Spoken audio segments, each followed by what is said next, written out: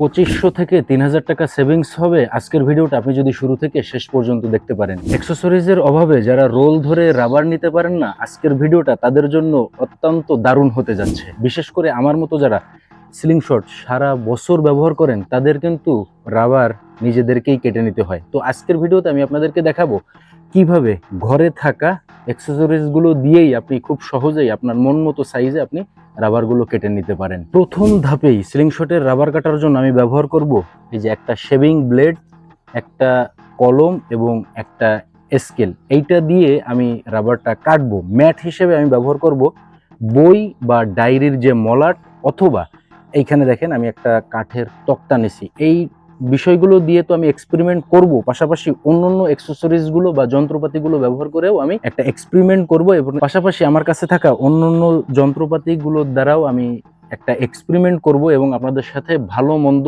উভয় দিক শেয়ার করার চেষ্টা করব। সো আর দেরি না করে চলেন ভিডিওটা শুরু করা যাক।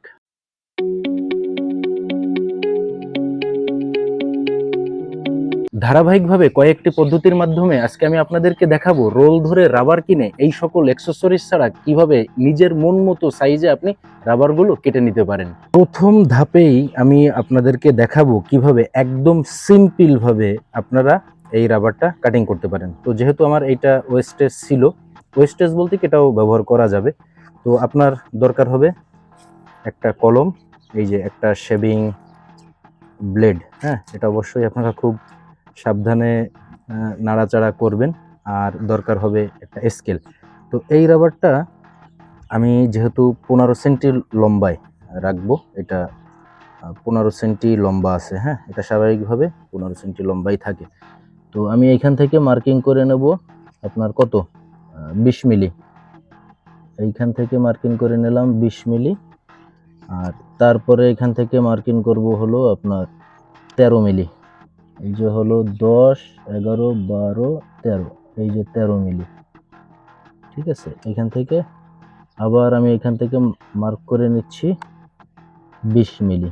তো আমি 2 সেট রাবার কাটবো, কেটে আপনাদেরকে দেখাবো। তো এই পাশে যেহেতু আমি 20 মিলি মার্কিং করছি, এই পাশে আমার আবার মার্কিং করতে হবে 13 মিলি। 10, 11, 12, 13, এই যে আমি 13 মিলি মার্কিং করলাম। এরপরে আবার এই পাশে মার্কিং করব আপনার 20 মিলি। এরপরে আবার মার্কিং করব 13 মিলি। এই যে 13 মিলি এখানে মার্কিং করলাম। এরপরে আবার এখান থেকে মার্কিং করব 20 মিলি। ঠিক আছে, আচ্ছা, এই পাশে 1, 2, 3, তিনটা বের হচ্ছে। এখানে আবার একটা 13তে দাগ দিয়ে নিচ্ছি। 10, 11, 12, 13। ওকে। তো এটার জন্য আমি একদম সরাসরি এই যে এইখানে 20 মিলি আর এই পাশে আছে 13 মিলি। এটা আবার আমি এখানে ব্লেড দিয়ে ডাইরেক্ট টানবো, দেখা যাক এটা কেমন কাটিং হয়। অবশ্য রাবারটা এই যে নিচ দিয়ে সরতেছে, হ্যাঁ, তো এটা কাটলো না। আমি আরো একটা পোজ দিই, হাতের ভিতরে ব্লেড ভাঁজ খাচ্ছে। দ্বিতীয় পোজ দেওয়ার পরেও এটা কাটে নাই, তৃতীয় পোজ দেওয়ার পরে এটা কাটছে। তো এখানে দেখতে পাচ্ছেন যে একদম আদ্রা খাদ্রা, হ্যাঁ, এই যে আদ্রা খাদ্রা হয়ে গেছে। এখন ভাই এতটুকু আপনাকে অবশ্যই মেনে নিতে হবে, হ্যাঁ। ওকে, তো এটা তো আমি এই যে কাঠের পরে, এটাই হলো কাঠের বোর্ড। তো আমি চাইছিলাম এই কাঠটা ব্যবহার করার জন্য। আচ্ছা, এই কাঠটা দিয়েও আপনাদেরকে একটা পিস আমি কেটে দেখাই, কি বলেন? দেখা যাক এইটা দিয়ে কেমন বের হয় ব্লেড দিয়ে। এটাও আপনার ফিনিশিং ভালো হবে বলে মনে হচ্ছে না। তো অনেকেই আছেন এই অ্যাক্সেসরিজগুলো কিনতে চান না। তো 2টা পোজ দিলাম, এরপরে 3টা পোজ দিলাম। 3টা পোজ দেওয়ার পরেও এটা কাটলো না। একটু জোরে চাপ দিয়ে কাটি। না, একদম মানে নন প্রফেশনাল ভাই, হ্যাঁ, আপনার পছন্দ হবে না এই কাটিংটা, আপনি যতই কৌশলে কাটেন না কেন। এই যে দেখেন, এটা কিন্তু ফিনিশিংটা ভালো হয় নাই। আচ্ছা, এবার দ্বিতীয় স্টেপে দ্বিতীয় স্টেপটা আপনাদের সাথে একটু শেয়ার করি। সেটা হলো আমি বোর্ড কাট বাদে আমি এই যে পুরাতন যে মলাট আছে, হ্যাঁ, বইয়ের মলাট, এই মলাটটার পরে আমি একটা কাটিং করে দেখি যে ব্লেড দিয়ে এটা কেমন কি কাটা যায়। তো মোটামুটি সাড়ে সর্বনাশ করে ফেলাইছি। একটু পুরোটুকুই ওয়েস্টেজ হবে। তো এবার আমি বইয়ের মলাট ব্যবহার করতেছি, হ্যাঁ, এটা দিয়েও আরেকটু ভালো হচ্ছে আগেরটা থেকে। তবে এই মলাটটা আপনি যেখানে একবার পোজ দিচ্ছেন ওইখানে আর আপনি ওরে আল্লাহ, তারপর ওই যে ছাড়াই নাই, হ্যাঁ। এই হলো আপনার দ্বিতীয় পদ্ধতি, অর্থাৎ এখানে আমি একটা ব্যবহার করলাম, এই যে কি বলে কাগজ ব্যবহার করলাম। আচ্ছা, এবার আর একটা এক্সপেরিমেন্ট করব। আর একটা এক্সপেরিমেন্ট করার জন্য আমি ব্যবহার করব এখানে টেপ। টেপটা ব্যবহার করলে দেখা যাক এটা কেমন কি হয়। আমি এই যে টেপটা একদম খুব সুন্দরভাবে এটার পরে অ্যাডজাস্ট করে দিলাম যাতে এটা না সরে। এটা হলো আপনার ওই যে টেপ, ওই যে কার্টুন আছে না, কার্টুন যেগুলো প্যাকিং করে, সেই টেপটা ব্যবহার করলাম। তো এবার আমি ব্যবহার করতে যাচ্ছি এন্টি কাটার ব্লেড। এই যে দেখেন আমি একদম পুরো বক্স ধরে নিয়ে আসছি। যদি আপনাদের উপকার হয়, তো এখনো পর্যন্ত বেটার কোনো রেজাল্ট বের করে নিয়ে আসতে পারিনি। দেখা যাক এবার এটা দিয়ে কেমন কি পারফরমেন্স পাওয়া যায়। এবার আমি কিন্তু এই যে উপরে এই টেপটা ব্যবহার করছি এবং বরাবরের নয়, এই স্টিলের স্কেলটাই আমি ব্যবহার করব, আর এইখানে ব্যবহার করতেছি এন্টি কাটার ব্লেড। তো চলেন এটা দিয়ে কেমন পারফরমেন্স পাওয়া যায় বা কতটা ভালো ফিনিশিং হয় সেটা আপনাদের সাথে শেয়ার করি। একদম নতুন ব্লেড কিন্তু, হ্যাঁ, আবার পুরনো ব্লেড নিয়েন না, যদিও নতুন পুরাতন কোনোটা দিয়েই আমি ভালো পারফরমেন্স পাচ্ছি না। এক পোজ দিছি, এটা কি কাটছে? হ্যাঁ, এটা কাটছে। এখানে আমি টেপ ব্যবহার করছি। এটা দিয়ে দেখা যাক এটা কেমন হয়েছে। আচ্ছা, এখন এই যে টেপের গায়ে যে আঠাটা আছে, এই আঠাটা আসলে রাবারের একদম শত্রু, হ্যাঁ।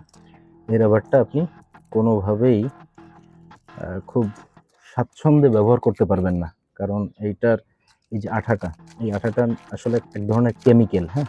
এই কেমিক্যালটা রাবারের সংমিশ্রণে যখন আসে তখন এটা কি বলে, এটা টেম্পারটা দুর্বল হয়ে যায়, হ্যাঁ। কারণ এই রাবারটাও কিন্তু এক ধরনের কেমিক্যাল মিশ্রিত হয়। এটা কিন্তু শুধু গাছের কষ না, সাথে অন্য অন্য কেমিক্যাল আইটেমও মিশ্রিত করা হয়, যার দরুন একটা ফ্ল্যাট রাবার আপনার সিলিং শটে ব্যবহার করার জন্য তৈরি হয়। তো এইটারও গায়ে দেখতেছি যে আপনার এখানে আদ্রা খাদ্রা, আমাদের ভাষায় বলে, আঞ্চলিক ভাষায়, এখান থেকে ফিনিশিংটা ভালো হয় নাই, যার কারণে এখান থেকে যদি ইনজুড থাকে, হ্যাঁ, এই যে দেখেন এই যে ইনজুডগুলো, এই ইনজুডগুলো যদি থাকে অবশ্যই রাবার এখান থেকে টাসটুস করে যখন আপনারা সিলিং শটে রাবার রিলিজ করবেন তখন এখান থেকে কাটবে।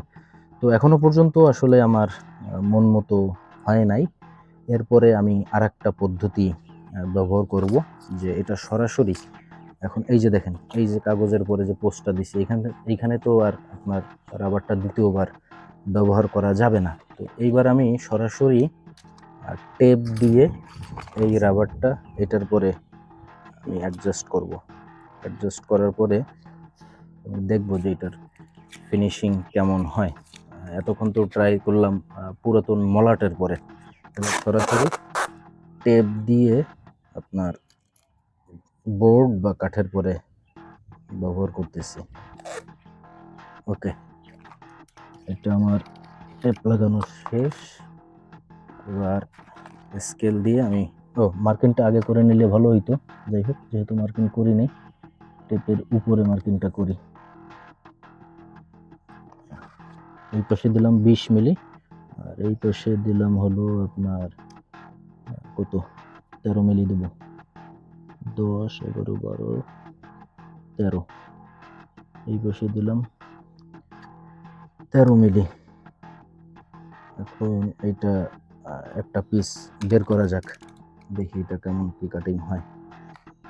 এই কাম সারছে বলতে কেন বললাম, এই ব্লেডটার মাথায় প্রথম নতুন অবস্থায় যে ধারটা থাকে, পরবর্তীতে আর এই ধারটা থাকে না। এখন একান্তই যদি ভাই আপনি এই অ্যাক্সেসরিজগুলো কিনতে না চান, তাহলে ভাই আপনাকে এই যে ত্রুটি বিচ্যুতিগুলো আছে এইগুলো মেনে নিতে হবে। এখন আমার মতো যারা সারা বছর ইউজ করেন ভাই, আমার মতে একটু খরচ হইলেও আপনার অ্যাক্সেসরিজগুলো কিনে নেওয়া ভালো হবে। তো চলেন এটা কি অবস্থা দেখা যাক। ওই যে আগেই বললাম যে এই আঠাটা যখন আপনার টেপের সাথে লাগতেছে, রাবারের সাথে লাগতেছে, এই রাবারের টেম্পারটা কিন্তু ভাই খুব বেশি দিন থাকবে না। তো যারা দেখা যাচ্ছে অল্প স্বল্প, হ্যাঁ খুব অল্প স্বল্প, যে এরকমের অল্প স্বল্প রাবার দেখা গেছে আছে, আপনারা এই অ্যাক্সেসরিজগুলো ব্লেড, রোটারি কাটার, স্কেল, তারপরে এই যে ম্যাটটা, এই ম্যাটটা নেই কিন্তু তারপরও কাটতেই চাচ্ছেন, কাটতেই হবে, কিছু করার নাই। তো তারা এই পদ্ধতিটা অবলম্বন করতে পারেন। ওকে, এবার আমি আপনাদেরকে একদম ফুল অ্যাক্সেসরিজগুলো ব্যবহার করেই আমি আপনাদেরকে দেখাবো যে রাবারটা আসলে এই টুলসগুলো দিয়ে কাটলে এটার কোয়ালিটি কেমন হয় বা কাটিং ফিনিশিংটা কেমন হয় সেটা আপনাদেরকে ইনশাল্লাহ সাথে রেখে দেখাবো। তো এইখানে আমি এই যে একটা রাবারের ম্যাট ব্যবহার করতেছি, এখানে একটা রোটারি কাটার যেটার ব্লেড হলো এই যে রাউন্ড, হ্যাঁ 60 mm ব্যাসার্ধ, অর্থাৎ এইখান থেকে এই পর্যন্ত 60 mm। এরপরে আমি এটা ইনস্টল করে নিচ্ছি এবং পিছনের যে ইনস্ট্রুমেন্টগুলো আছে সেগুলো অ্যাডজাস্ট করে নিচ্ছি। এইটা ভাই রোটারি কাটার ব্যবহার করতে গেলেও আপনাকে অনেক বিষয় আছে, এটা কতটুকু পরিমাণ টাইট দিতে হবে, কতটুকু প্রেশার দিতে হবে, হ্যাঁ ম্যাটের কোয়ালিটি যদি কোনো জায়গা থেকে ড্যামেজ হয় সেখানে আপনার পরিস্থিতিটা কি দাঁড়াবে, এই সার্বিক বিষয়গুলো আপনাকে খেয়াল রাখতে হবে। তো আমি এটা 15 সেন্টি কাটবো লম্বায়, আর এখানে টিপার কাটবো হলো 19 মিলি, আর এখানে যেহেতু 15 সেন্টি আপনার এই পর্যন্ত আসতেছে, এখানে আমার থাকতে হবে 13 মিলি। ওকে ফাইন, সমস্যা নেই। তো চলেন এবার এইটা দিয়ে আমি একটা পোজ দিয়ে দেখি বা 2 পিস রাবার কাটিং করে দেখি যেটার রেজাল্ট কি দাঁড়ায়। এই যে দেখছেন ভাই, অতুলনীয়, কোনো কথা নাই। অ্যাক্সেসরিজ আপনাকে ব্যবহার করতেই হবে, যদি আবারও বলতেছি আমার মতো প্রফেশনাল হবে, যে সারা বছর যারা ব্যবহার করেন, ঝড় বৃষ্টি তুফান ঠান্ডা গরম নাই, সারা বছর ব্যবহার করেন, তাদের জন্যই এই অ্যাক্সেসরিজগুলো নেওয়া আমি মনে করি বেস্ট। কোন কোন টপিকসে আর ভিডিও তৈরি করলে বা এই রিলেটেড ভিডিও, অর্থাৎ এই সিলিং শট সংক্রান্ত ভিডিও আপলোড করলে আপনারা উপকৃত হবেন, আপনারা অবশ্যই কমেন্ট করে জানাতে পারেন। আর এরকম প্রতিনিয়ত টিপস অ্যান্ড ট্রিক ভিডিও পেতে অবশ্যই আপনারা চ্যানেলটা সাবস্ক্রাইব করে রাখবেন। ভাই ভিডিওটা বানাইতে আসলে অনেক কষ্ট হয়, অনেক সময়ের প্রয়োজন হয়, ভিডিও এডিটিং করতে হয়, একটানা আপনাদের সাথে কথা বলতে হয়।